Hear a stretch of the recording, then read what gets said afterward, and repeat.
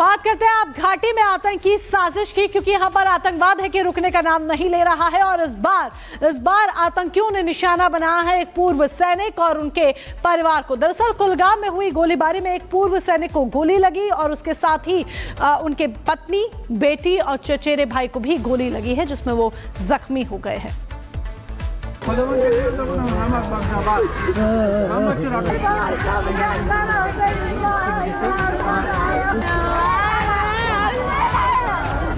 फिर घाटी में सर उठा रहे आतंकी। पूर्व सैनिक की गोली मारकर हत्या, पत्नी, बेटी और चचेरा भाई हुआ घायल। घाटी में एक बार फिर आतंकी दहशत फैलाने की कोशिश कर रहे हैं। कुलगाम के बेहीबाग इलाके में आतंकियों ने गोली मारकर एक पूर्व सैनिक की हत्या कर दी, तो वहीं इस गोलीबारी में पूर्व सैनिक की पत्नी, बेटी और चचेरा भाई घायल हो गया है। अधिकारियों के मुताबिक पूर्व सैनिक मंजूर अहमद वागे को उनके घर के पास गोली मारी गई। गोली उनके पेट में लगी, जबकि पत्नी, बेटी और चचेरे भाई को पैर में गोली लगी। घायलों को अस्पताल में भर्ती कराया गया है, जहां उनकी हालत खतरे से बाहर बताई जा रही है। देर रात मृतक पूर्व सैनिक का शव जब उनके घर पहुंचा तो लोगों में मातम पसर गया। भारी भीड़ उनके घर के बाहर इकट्ठा हो गई थी। इधर हमलावरों को पकड़ने के लिए सुरक्षा बलों ने इलाके की घेराबंदी कर दी और तलाशी अभियान चलाया जा रहा है। जगह जगह चेक नाका बनाकर गाड़ियों और आने जाने वालों की तलाशी ली जा रही है।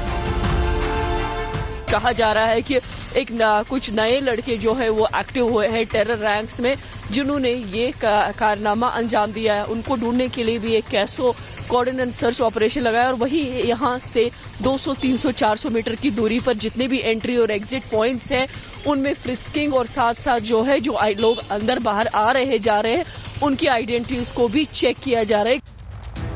अधिकारियों ने बताया कि पूर्व सैनिक करीब 5 साल पहले प्रादेशिक सेना से रिटायर्ड हुए थे और वो इस इलाके में अपना निजी काम संभालते थे। साल 2025 में कश्मीर घाटी में हुआ यह पहला आतंकी हमला है। घटना के बाद पूरे इलाके में सुरक्षा व्यवस्था हाई अलर्ट कर दी गई है। Bureau report, Republic Bharat. और घाटी में जो आतंकी साजिश रची जा रही है वो किस तरीके से रची जा रही है और कैसे इसका खुलासा हो रहा है, आपको बताते हैं कि आखिरकार इस साजिश के पीछे क्या कुछ और कौन लोग हैं। आतंक के खिलाफ अभियान 2024 में जम्मू में 14 विदेशी आतंकी मारे गए थे। ये वो आंकड़े हैं जो बताते हैं कि किस तरीके से घाटी से आतंक के खिलाफ अभियान चल रहा है। 13 आतंकी मॉड्यूल का भंडाफोड़ अभी तक किया जा चुका है और राष्ट्र विरोधी गतिविधियों में शामिल होने के आरोप में 827 लोगों के खिलाफ कार्रवाई भी की गई है। वहां पर कार्रवाई करते हुए कई लोगों पर शिकंजा कसा गया है। 30 जनवरी को घुसपैठ करते हुए 2 आतंकवादी मारे गए थे। 19 दिसंबर को कुलगाम में 5 आतंकी मारे गए थे और घाटी में ऑपरेशन ऑल आउट इसी तरीके से लगातार जारी है ताकि वहां से एक एक आतंकी को हटाया जा सके, मार गिराया जा सके। और अभी भी ऑपरेशन ऑल आउट के तहत वहां पर काम चल रहा है। अब बात पंजाब की कर लेते हैं, जहां पंजाब में थानों के बाहर बम धमाकों का सिलसिला थमने का नाम नहीं ले रहा है। अमृतसर के एक थाने में फिर से धमाके की खबर सामने आई है। हालांकि पुलिस ने धमाके के पीछे किसी भी साजिश से इनकार कर दिया है। फिलहाल धमाके की जांच चल रही है।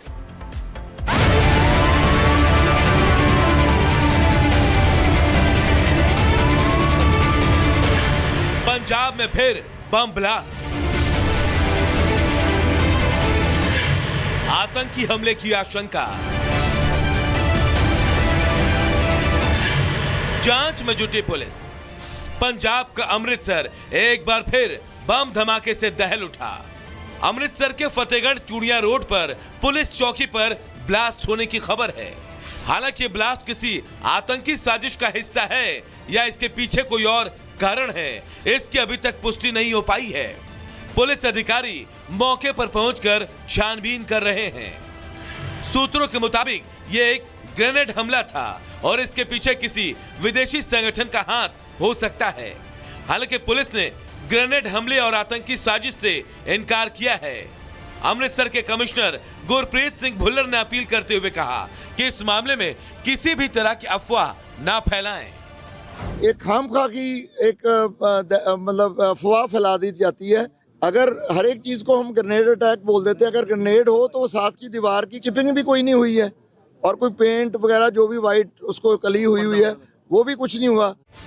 पंजाब पुलिस भले इस धमाके को लेकर अभी संशय में है, लेकिन आंकड़े बताते हैं कि पिछले 2 से 3 महीने में अमृतसर में कई धमाके हुए और ये धमाके कई अलग अलग थानों में हुए। ऐसे में इस धमाके को लेकर भी सवाल उठना लाजमी है। अमृतसर पाकिस्तान से सटा पंजाब का जिला है। ऐसे में यहां लगातार हो रहे बम धमाके किसी बड़े खतरे की चेतावनी भी हो सकती है। ऐसे में पुलिस की जवाबदेही बनती है कि वो सच से पर्दा उठाए ताकि किसी बड़ी अनहोनी को समय रहते टाला जा सके। Bureau report, Republic Bharat.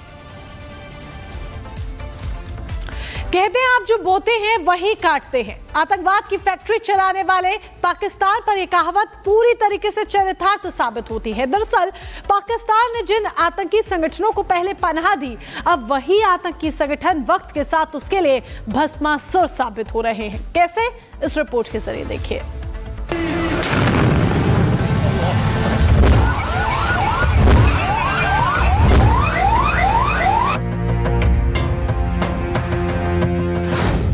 अपने ही जाल में फंसा पाकिस्तान के गले की फांस बना आतंकवाद। आतंक का सरपरस्त, आतंकियों का पनाहगार पाकिस्तान अब खुद अपने ही जाल में फंसता नजर आ रहा है। दूसरे देशों में आतंक फैलाने के लिए आतंकियों को पालने वाला पाकिस्तान अब खुद आतंकियों से परेशान है। लगातार हो रहे आतंकी हमले ने पाकिस्तान की कमर तोड़कर रख दी है। आंकड़े बताते हैं कि पाकिस्तान इन दिनों भीषण आतंकी हमले से कराह रहा है। 31 दिन 74 आतंकवादी हमले, 245 लोगों की मौत।